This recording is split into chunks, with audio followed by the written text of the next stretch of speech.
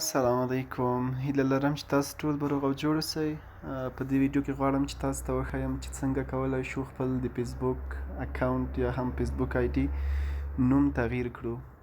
یعنی زه غواړم خپل فیسبوک اکاونټ یا هم آی ډي نوم تغیر کړم. دا چې څنګه کولای شو، او یا هم یو څوک دی غواړي خپل د فیسبوک نوم تغیر کړي، یا هم هغه نوم چې لومړی جوړ کړی هغې کې مشکل وي، غواړي هغه تغیر کړي، او یا هم ځینې کسان دي تخلصونه ډېر زر تغیر کېږي، نو غواړي هغه خپل تخلص څنګه کړي، تغیر کړي فیسبوک آی ډي کې یا هم فیسبوک اکاونټ کې هم همداسې، یا هم خپل تخلص یې په فیسبوک آی ډي کې نه وي ورکړی، غواړي چې هغه پکې اډ کړي. او یا هم لنډه دا چې څنګه کولای شو چې خپل د فیسبوک آی ډي یا هم اکاونټ نوم تغیر کړو.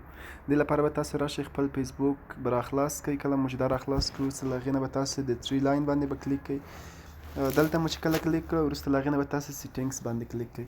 سیټینګس باندې مو چې کلیک کړو، دلته تاسو ګورئ چې پرسنل انفارمیشن، په دې باندې به تاسو کلیک کړئ. دلته چې دی نیم باندې به کلیک کړئ. کله مو چې نیم کلیک کړو، نو لومړی به ستاسو داسې راشي لکه سیف الرحمن ځلاند دی، خپل فرست نیم به دلته ورکړئ، او وروسته له هغې نه به څه وکړئ، دلته به خپل هغه تخلص ورکړئ. که میډل نیم لرئ، دلته به هغه میډل نیم هم ورکړئ. وروسته له هغې نه به ریویو چینج ووهئ. خو دا باید تاسې په یاد ولرئ چې پلیز نوٹ if you change your name on Facebook or Instagram you can't change it again for 60 days.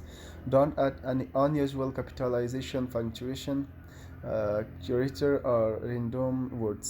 دلته تاسې ویلي چې په یاد ولرئ که چېرته تاسې دغه نوم خپل د فیسبوک یا هم فیسبوک آی ډي نوم یا انستګرام نوم تغیر کړئ، په شپېتو ورځو کې تاسې نشئ کولی چې دا نوم دوهم ځل لپاره چینج کړئ. یعنې شپېته ورځې به منتظر کېږئ، وروسته له شپېتو ورځو نه بیا ته کولی شئ چې دا نوم چینج کړئ.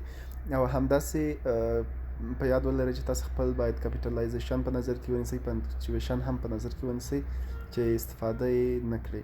نو د دې لپاره به تاسو څه وکړئ، دلته کله چې دلته مو خپل نوم ټایپ کو، هر څه مو تغیر ورکړل، دلته مو چې هر څه ورکړل، وروسته له هغې نه تاسې د ریویو چینج ګورئ، په دې باندې به کلیک کړئ. کله مو چې په ریویو چینج باندې کلیک کړئ، وروسته له هغې نه سیف آپشن درته راځي، سیف کلیک کړئ او ستاسې نوم به د فیسبوک نوم به مو څنګه شي، تغیر شي. په دې طریقه تاسو کولی شئ خپل د آی ډي فیسبوک آی ډي نوم تغیر کړئ.